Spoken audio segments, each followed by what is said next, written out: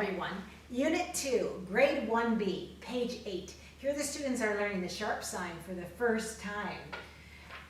There's a piece here called Seahorses, and I write, a sharp lasts through an entire measure.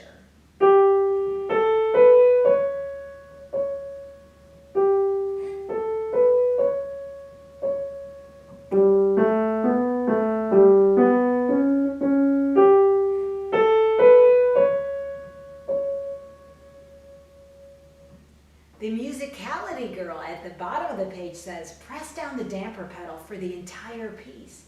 Keep your heel on the floor. How does the sound change?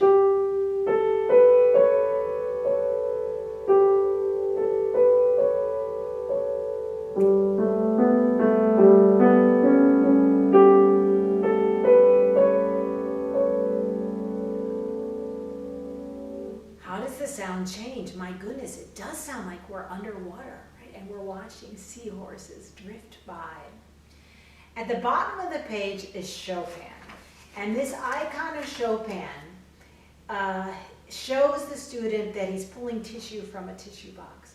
And they've learned way back in this piano method that this particular tissue box touch release creates the most perfect sound when a student wants to play in a wispy fashion, ethereal, pianissimo, and very, very quiet and tranquil. So you'll notice I put little tissue box touch releases at the ends of the phrases.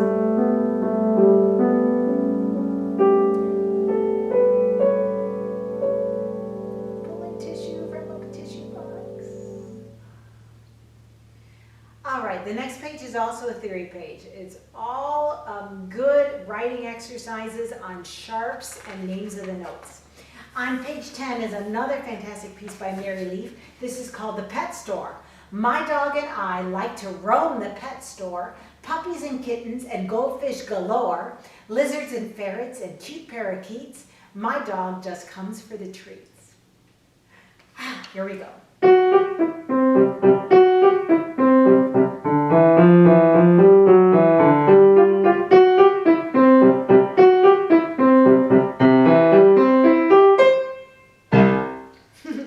And here the students are learning what a push-off touch release is. When we want to have a nice, short, crispy sound at the end of a phrase so that it is staccato.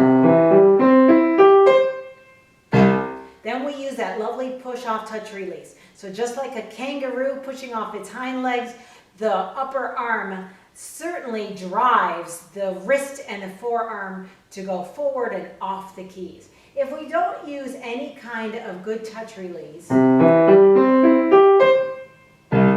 sound is pretty dead and unbrilliant. And you'll notice that in order for us to foster artistic personality, we really want to make those physical gestures alive in our students' thoughts, processes, so that the sound is really good.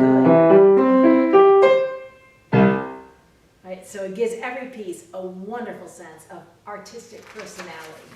Scandinavian folk song is the next page.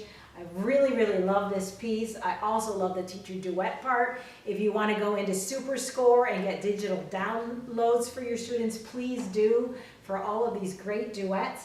And they can also practice their pieces at any different tempo that they would like. So here they name the sharp in the piece, and they also use unit practicing. Remember, unit practicing is starting from the beginning of one measure and goes to the beginning of the next measure. So that's one unit. Let's do it again.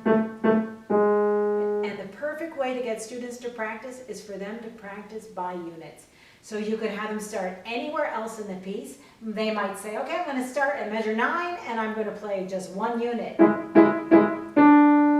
that was excellent. Let's do that again.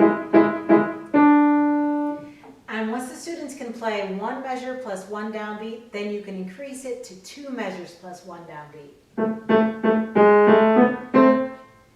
They check for their articulations, for their dynamics, and they repeat that several times correctly, right? Whether it's the numbers 3 for you, 5, 7, 8, whatever it is for you and your student, go ahead and do that so that the pieces are really absolutely excellent.